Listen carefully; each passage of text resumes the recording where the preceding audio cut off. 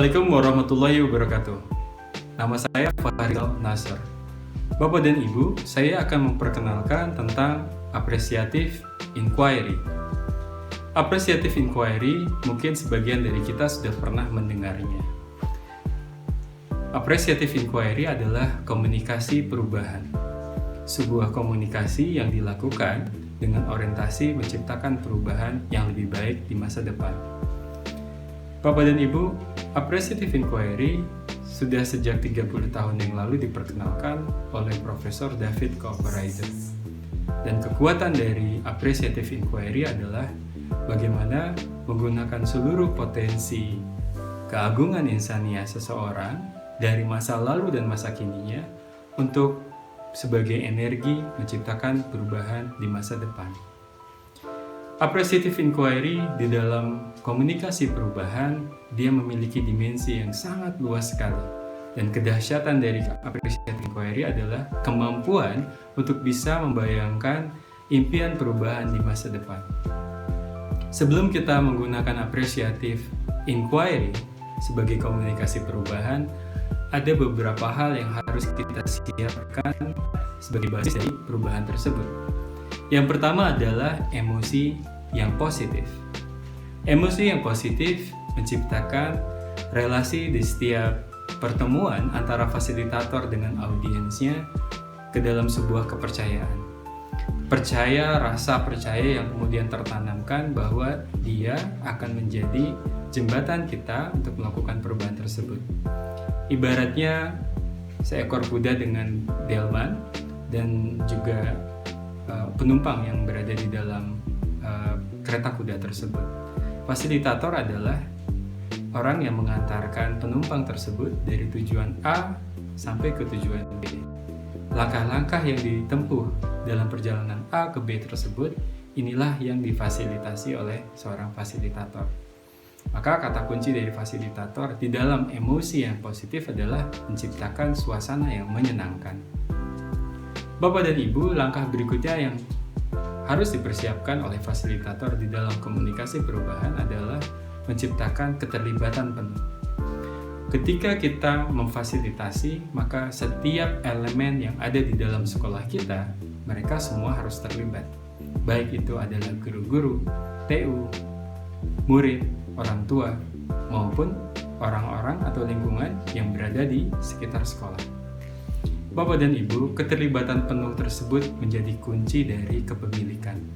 Ketika kita bisa melibatkan lebih banyak audiens di dalam komunikasi perubahan tersebut, dia kemudian akan semakin kuat untuk menciptakan perubahan. Langkah berikutnya adalah relationship. Bagaimana kita menciptakan sebuah relasi. Relasi yang dibangun antara seorang fasilitator dengan audiens dan relasi antara orang-orang yang akan terlibat satu sama lainnya.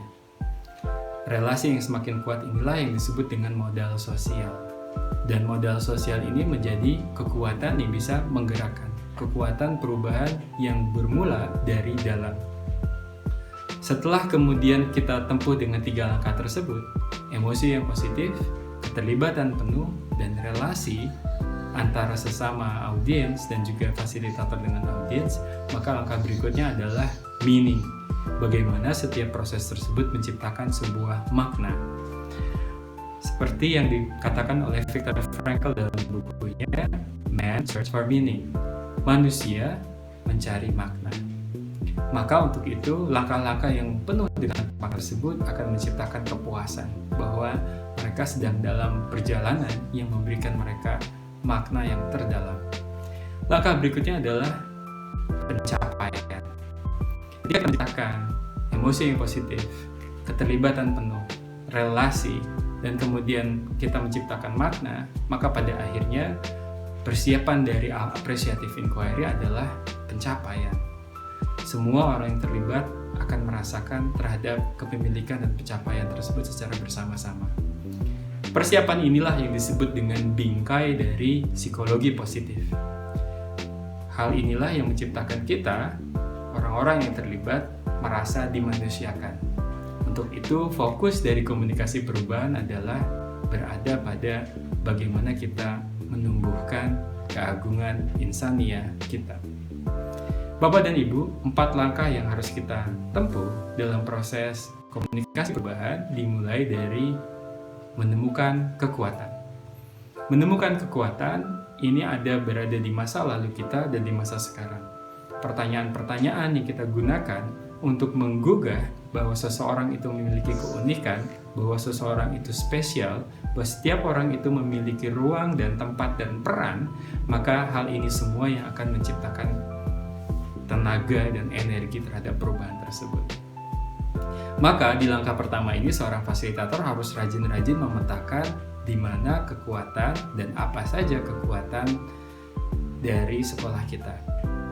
Langkah berikutnya yang harus kemudian dilakukan oleh fasilitator setelah kita menemukan kekuatan adalah memimpikan perubahan.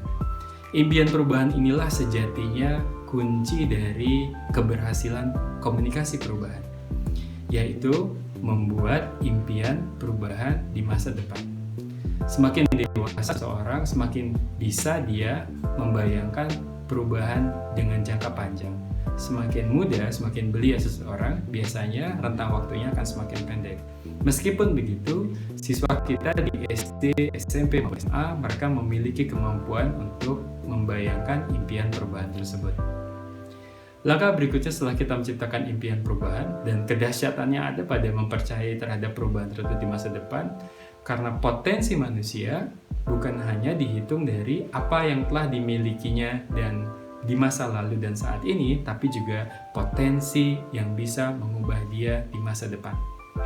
Langkah berikutnya adalah langkah yang sangat strategis dan taktis, yaitu desain. Yaitu bagaimana ketika fasilitator membantu bersama-sama audiens dengan para peserta merancang perubahan tersebut. Rancangan dari perubahan tersebut inilah yang membutuhkan kedetilan. Siapa melakukan apa, who, do, what, dan kapan dia melakukan tersebut. Ibarat seorang mahasiswa yang masuk perguruan tinggi selama 4 tahun, dia bisa membayangkan bahwa dia akan lulus menjadi seorang sarjana setelah 4 tahun. Langkah-langkah setiap semesternya dia jadwalkan dengan mata kuliah yang akan dia ambil, ekstrakurikuler, dan juga kegiatan-kegiatan mahasiswa lainnya. Keseluruhan dari aktivitas itulah yang kemudian ketika dalam rentang 4 tahun dia bisa menyelesaikan mencapai impiannya, yaitu menjadi seorang sarjana. Demikian pula dengan rancangan impian perubahan. Kita harus bisa secara sengaja menciptakan langkah-langkah yang harus dilakukan, dan yang kita lakukan tersebut kemudian ditempuh dan diukur keberhasilannya. Maka ketika seseorang mampu memimpikan perubahan, melakukan rancangan, dan pada akhirnya dia akan mendapatkan pada langkah terakhir, yaitu destiny.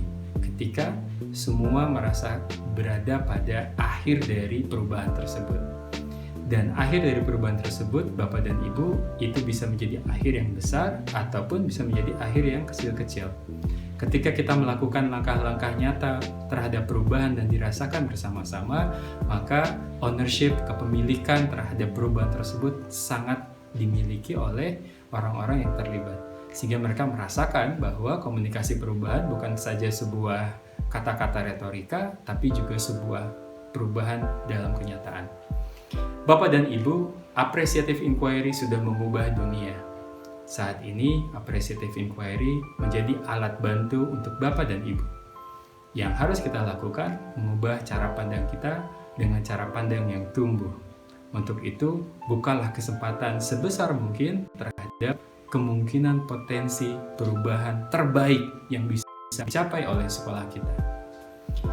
Semoga 4 langkah tersebut dengan persiapan psikologi positif akan menjadi cara baru sekolah Bapak Ibu menemukan perubahan tersebut. Dan dalam proses ini, facilitation Bapak Ibu, langkah kecil yang dilakukan, mudah-mudahan Bapak dan Ibu bisa merasakan makna dari appreciative inquiry buat diri Bapak dan Ibu, dan pada akhirnya dia akan menciptakan perubahan untuk lingkungan kita. Terima kasih banyak. Assalamualaikum warahmatullahi wabarakatuh.